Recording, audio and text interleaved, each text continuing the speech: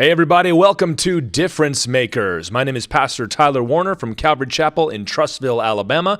And today we're going to be starting a 4 or 5 part, yet I haven't decided what it's going to be, but 4 or 5 part series on writing. We're celebrating something today, the release of my newest book here called Firebrand. And before we get into the lesson today, I want to talk to you a little bit about ironworks.media. And this is very closely related to what we're talking about today.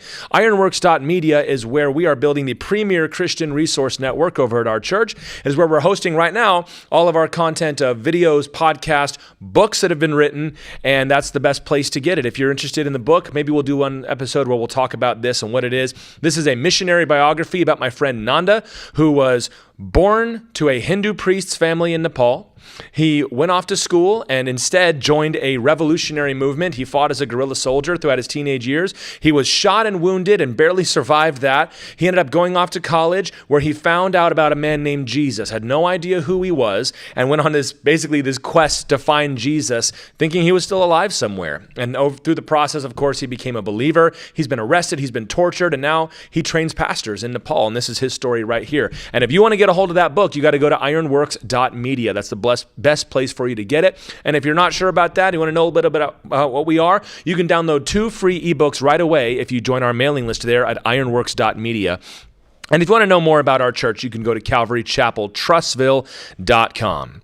Well, as I said, this is the new book. This is the one I've been working on. This is by far the longest. It's taken me the longest to get this one finished because I was co-writing it. I was, I guess, ghostwriting it would be better, or collaborating would be the way to put it, where they would give me information and then I would write it down. And that's a longer process than what I'm used to. And they're busy. They're doing all the things that are in the book, Nanda and Lisa. So no wonder it took them a while, but it's finally finished. This is the second book we've released this year. This is the 5th book that our church has released from me, and we've got plans for more. Hopefully we'll be able to do at least another one next year. I got to get to work if I'm going to make that happen, to be honest with you.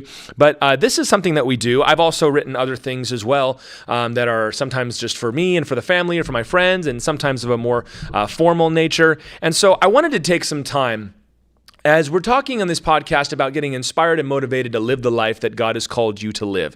For me, part of that includes writing and publishing books. And it seems the longer I do this, that it's going to end up being a big part of what God has called me to do. And I know that I'm not the only one. As I go around talking about the book, as people find out that I've written a book, writers tend to find each other. We tend to introduce ourselves to one another, and I hear people all the time, I've got a book I'd like to write, I'd like to do this. They ask me questions about it. And I think that for that reason, it'll be instructive to talk about the process a little bit and to give some information on how to do this from the process of coming up with an idea all the way at the end to publication and release. And we'll even talk about social media marketing and all the rest of that before this is over.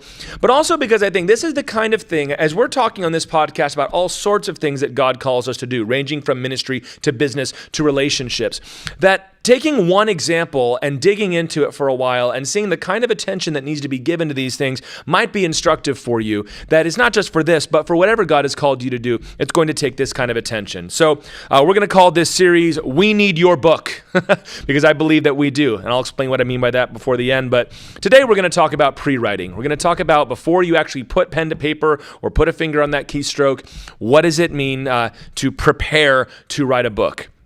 And if I can tell you about myself here, kind of where this all came from, I have always enjoyed reading. I was the kid that needed no instruction to read as a child. I was in the 90s in elementary school, and that was the push for literacy, and everything was reading, and every character was telling you to read, and Reading Rainbow was on the air, and everything was about that, and there's always some character in the episode that never learned how to read. And so, yeah, I was in all that, but I never needed any of that instruction. And not only did I enjoy reading, but I always had said to myself, I want to write books of my own someday. And I've always had that dream. I remember when I was in 2nd grade, I was participating, I don't know why I'm telling this story. I was participating in some 2nd grade writing competition, and we had to make your own book and draw the illustrations, and it was all mostly these little girls that wrote stories about, the bunny met a flower and they were best friends, and that was the end. I wrote a story with ninjas in it, and then this ninja cut off the other ninja's head, and then there was a dinosaur, and we still have it somewhere, and it's just hilarious to read this ridiculous story. And I was so mad when I didn't win. But of course, now I look at it and it makes sense. But even, since then, just doodling on the edge of a paper or writing something down, if there was ever writing in class, I enjoyed that. And this is both fiction and nonfiction. I remember when I was in 7th grade, I was like, oh man, I've been in this youth ministry thing for, at that point in our church, 2 years now, and I'm really concerned about these kids coming up. And I remember sitting down to try to write a book on how to welcome somebody who is now becoming a teenager into youth ministry. And I was like 12 years old. So, I mean, a little ridiculous. But all this led to me taking a bunch of writing classes in high school. I remember writing a story for the new edition of the school newspaper we were going to do. And I actually put in the time and interviewed. It was about music. I was like interviewing all the bands and different things, and no one else did the assignment, so it ended up just being nothing. But I enjoyed doing that. I had a lot of abandoned projects, but it was really when I began to preach regularly. It was when I was in seminary and I was writing papers. I'd write long papers like every week. I had to do at least 2 sermons a week, usually prepare longer things sometimes. I think that really honed my skills. Pastors have a lot of the skills naturally, or maybe through development, that you need in order to write a book, which is to be able to get something on paper and have it ready by the deadline, and to do it quickly. Because if you're like me and you're preaching twice a week, you got 3 days to get a Bible study together. And sometimes it's even more than that. So I think the deadlines of school, the deadlines of preaching really helped shape those skills. And I really started writing seriously, meaning to the point where I would actually finish something before we moved here. So that would have been in probably 2015, 16, 17, where I really started writing. And I remember I finished my first book, which was a fiction book. It was not great before we left. And then I started the second one, actually. So I've been doing this for a while, probably something on 10 years where I've actually been finishing books, not just writing and doing it. So hopefully that means I've got something to contribute here. I've written papers both for school, and I've been asked to contribute essays for various ministry groups who want to know about a certain issue. I've published short stories. I've written 8 different books, 5 of which are available on ironworks.media. And it's interesting to think about because somewhere along the line, I became an author. Somewhere along the line, I crossed over from being somebody who wanted to write books and kind of had this stupid idea that lots of people have, to where now people call me and they say, hey, I'm looking to write a book. What do you recommend? Or I had a table at a conference recently where I had 5 of my books out and I was selling books. And I'm like, when did this happen? And like, I'm getting rich off of it, but something that I've done is actually contributing to my life. So here we are. And I think therefore I can maybe have something to contribute, maybe more so than being a 2-year member of the youth group, writing a recommendation guide for people. But I'm saying this because I know I'm not alone. There are many, many people who want to be writers. And as I said, we have a tendency to find each other. There's all these subcultures online. You can usually find a writers group in your high school or your college or just around town. You just go to the bookstore. If you see somebody that buys a lot of books, they probably have at least once considered writing one. And Zig Ziglar, who of course is a legend in this world, said that everybody has at least one book inside of them. And that may not be true, but it's something to think about, that there's usually something that somebody would like to get down, or a story they've made up of, even if they've seen a movie and like, you know what if they did this instead, and they want to be able to write it down. And I have met so many people who have been tinkering with an idea, especially pastors who've got like a half-baked manuscript. They've got an outline. They've got a sermon series they did that they think would make a good book.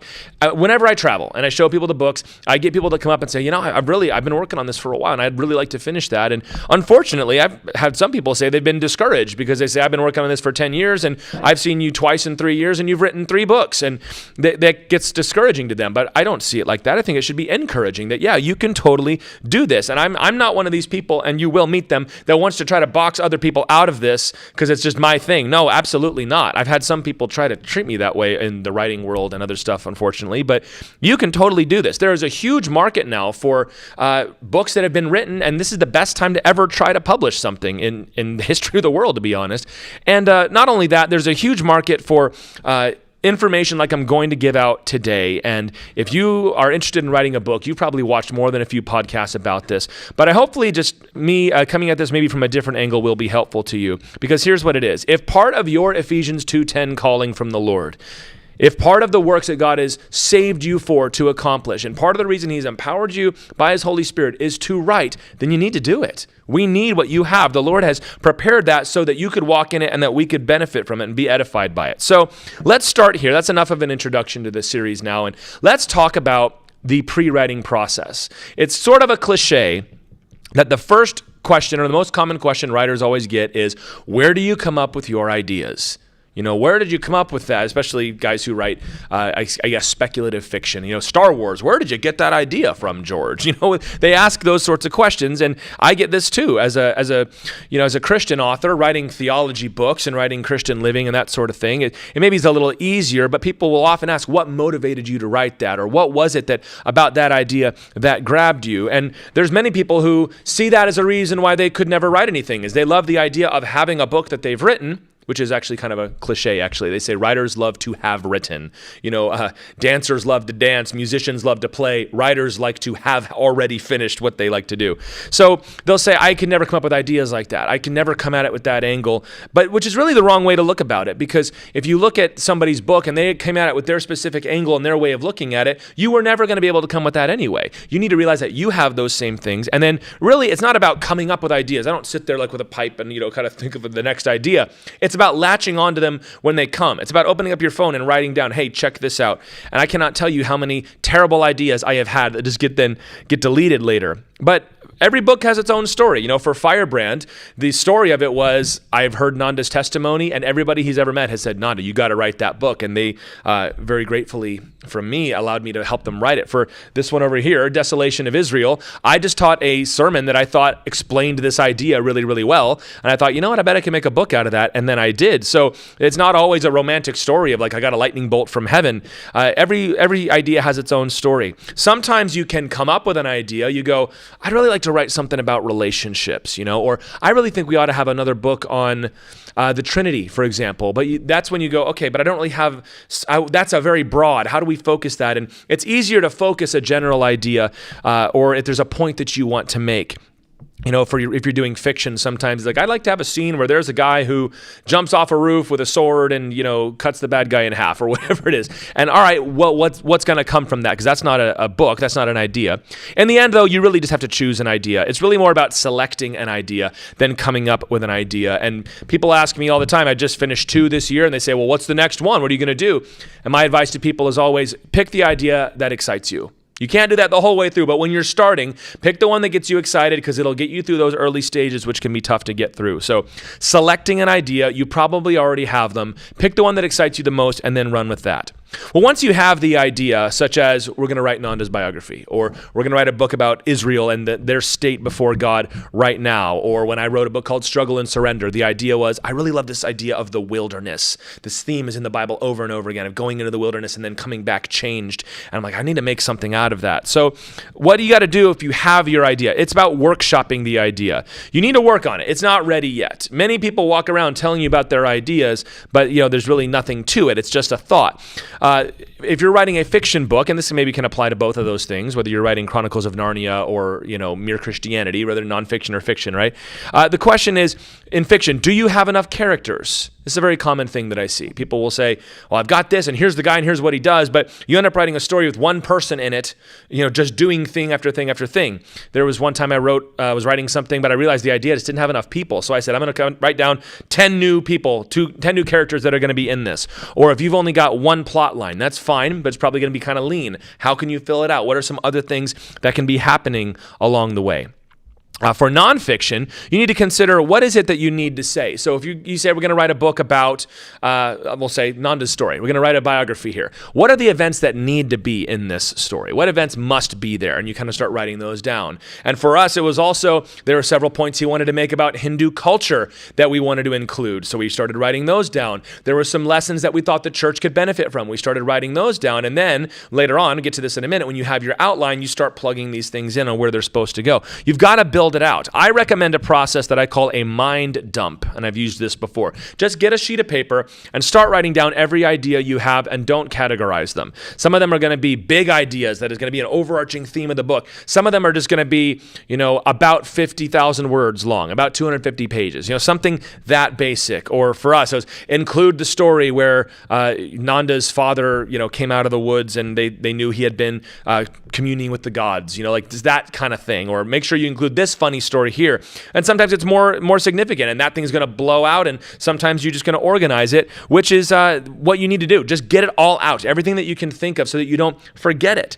I would say run your ideas by people, and they might have suggestions that can be helpful for you. And if you're doing nonfiction, here's what I'd also say. This process comes before research. Workshopping your idea, as I'm calling it, comes before research, because you need to know what you have. And really, research is helpful, especially with a book like this one behind me, but you end up using way less of that than you think you do. And also, you're not going to know what you need until you get into it anyway. So if you don't know anything about the subject, yeah, you got to research it. But if you're already competent enough to write a book on it, it's best to focus on getting this plan in place, and then you can actually know what to chase down and research. So we've selected idea, we're workshopping our idea, and number 3, we're going to outline this idea.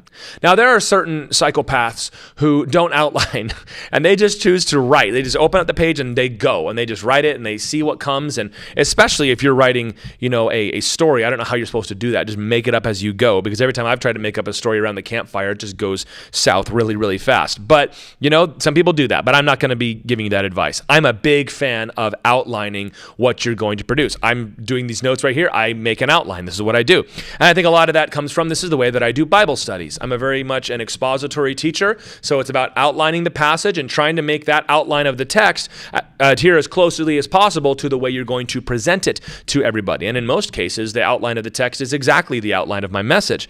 And so because I do that week in, week out, multiple times a week, I've gotten very good at that. And I've gotten very good at outlining ideas quickly, and you can get good at that too.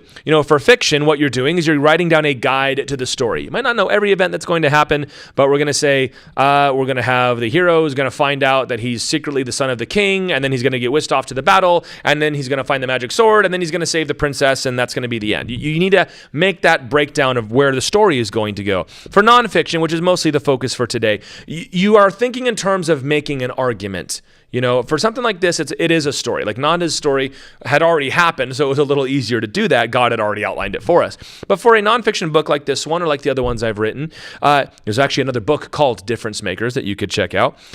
Outlining that is, what are we building to? What are we trying to say in this? And then you think about it in terms of persuasion, like you're writing a persuasive paper. If you're building an argument to say something, if you've got one big sentence that you're trying to sum it all up, and that's what you're trying to say for desolation of Israel, that would be the present state of Israel's rebellion against God and hardness of heart was prophesied in the scripture. Like, that's the point. Well, I need to build up to that. I need to have scriptures. I need to have argument. I need to have theology. I need to know when I've, going to have to debate against somebody or debunk some other idea. So outline it, kind of put that all together. I say outline it first by sections. What are the big pieces that are coming together? And you may keep that in your final outline, and you may not. If you read an old book, a lot of times, like an old story, it'll be book 1, book 2, book 3, and maybe you outline it like that. But really, for the most part, if you're outlining a book, you outline it by chapters. Chapter here, here, here, and you get as many as you're going to need. Nonfiction Christian books tend to have very few chapters. 7 or 8 is not uncommon. This one ended up having 11. The one behind me had 10. So that's pretty typical. And then once you've got your chapters, your big body blows of what you're going to say in making your point. Underneath that, you're going to do the same thing within that bigger point. So if we're going to go points 1 through 10 leads us to our grand idea, we'll break down point number 1, and you're going to break down that to make that same point as well, which is how you can get to longer or shorter chapters, depending on how simple or complex your idea is that you're trying to get. Outline it by headings. If you did this in school with your papers, or if Christian books are actually very good at this, at having headings and even subheadings. That's what I do. I outline the whole book, and then it's chapters, and then within the chapters, it's headings, and within the headings, it's subheadings. And if I feel like this point is too complicated, it might need to have another breakdown, I will do that, although that's unusual. And this is important to remember. Some people don't like outlining because they say, well, if you outline it, then you're stuck to it and you can't change. That's simply not true. We say at our church, a budget exists so that if you need to make a change, at least you're making a change. Same thing in an outline here. You're outlining the book. It's your thing. You can change it anytime you want, but it's helpful to have a structure to follow, and you can always change it later. So a lot of this has to do with, don't take yourself so seriously as you're going through it. So you've selected your idea, you've workshopped your idea, you've outlined your idea. Fourth thing I would recommend, and this will be more or less our final point for today, is to flesh out that idea, to put some meat on the bones. If the outline is the skeleton, we're putting some muscle and some meat on the bones. And I like to do the most basic form of pre-writing here. If I've got an outline and I tend to overheading things, so I'll kind of sometimes go through and just erase the lowest level of headings so that it's not quite so complicated. But then I will go through and I will just bullet point my way through it. This is how I do my sermons too, is I'll outline it and then I'll just put bullet points. Here's what I want to say. And it's not even complete sentences. It's just a thought, a thought, a thought. So if I'm going to make big point under chapter 1, under section 3, maybe subsection B, okay, what is this contributing to the whole book? In order to make that, I'll have to say such, such, and such. And this can almost be at the paragraph level, although I'm never quite that specific in it. This allows me to make sure when I go through and review it, I've already kind of written it. I already kind of know what to say, so that when I get to the next section, it's like, all right, here are the 4 or 5 things you need to say. Go ahead and write those out. It allows me to make sure that I have a place for everything in that mind dump that I did before. I'll be like, oh, I wanted to make this point. Where does this go? Oh, there it is. It's right there. Or maybe it lets me catch any doubles. Quite often in the writing of this book, and actually both of them also, Desolation and Firebrand, I would found that I had already made a point, especially when we're talking about, Nepali culture, we're talking about karma, we're talking about the caste system. There are several places I'm like, I've already kind of made that point. Let's skip on and go to the next one. Or, this section in the back is kind of lean. Let's take this section here that can go anywhere and put it at the back. I found myself explaining the same Bible verses in this Desolation, which is much larger. That's almost a 400-page book. And I was like, all right, you don't need that anymore. And having an outline that is kind of fleshed out like that will be helpful in breaking it down. So select your idea. They're going to come. Just be looking for them and then pick one. Workshop an idea. So get all the pieces together. Make sure you know what it is, not just the single thought, but all of the mess. Dump it out on one piece of paper. Outline it. And if you've got your mind dump, outlining will be very, very easy. Just how are we going to build this argument, nonfiction, and in fiction, what do we need to get to in order to get to the end of the story? And then number 4, flesh out that idea. I recommend just putting in, what am I going to write here? Clever introduction. I've written that before at the beginning of pages. I'll be like, clever introduction, or clever introduction including this Bible verse right here, or tell the story of such and such. That's not anything anybody's ever going to read, but it reminds me of what's supposed to go in that place. And what you can sometimes do is you do your big outline, and then you just deep outline each chapter at a time as you go. That's pre-writing. That's at least my pre-writing process. But after a while, and this is a good place, I think, to end the section on pre-writing, it is time to stop and get to work. It is time to stop preparing to write and actually start writing the book. This is where so many people get bogged down. Research will bog you down. I've known people that say, well, I want to make sure that I read all of the relevant books on this topic before I write. To which I'll say, good luck, pal, because every time you read a book, it's going to have a bibliography, it's going to have footnotes, you're going to have other recommended books. The algorithms online are so good at that, and you're just going to keep on going. And this is comforting for people because I am writing my book. I'm just researching. When in reality, you've been reading books for 5 years, and it's time to actually sit down. If you're writing fiction, you do something called world building, where you think you're J.R.R. Tolkien, and you're going to make this amazing, incredible word that no one's ever going to read. All they're going to care about is the story, but that's a good way to procrastinate. I'll even say, and I'm going to be careful how I say this, but I think you need to hear me on this. For some Christian authors, well, I've just been praying about it for a long time. After a while, though, it's like, what exactly are you waiting for God to do through this prayer process? Are you waiting for him to give you permission to write? Let this be a word from the Lord that you have permission to write. You're not about to do something sinful, are you? Just go for it. Or maybe you say, I just really am waiting for a sign from the Lord. I do not know a passage in Scripture where it tells us that God gives us signs to do the things he's called us to do. And in fact, there's many places where God actually kind of gets frustrated with people, Gideon, for waiting for too many signs. Sometimes you just got to go and let this be the word from the Lord for you, that sometimes praying, world building, researching, whatever it is, this is all just ways to put off the work. You're just putting off the actual writing of the book. And then I'll hear these objections. Well, it's not the best idea. Yeah, well, of course it's not. If you had the best idea ever, you'd be so excited about it and you'd have already written it. Although some people get their good ideas and they try to save them for later, which I think is a silly thing to do. Write your best idea now because it's already got you excited.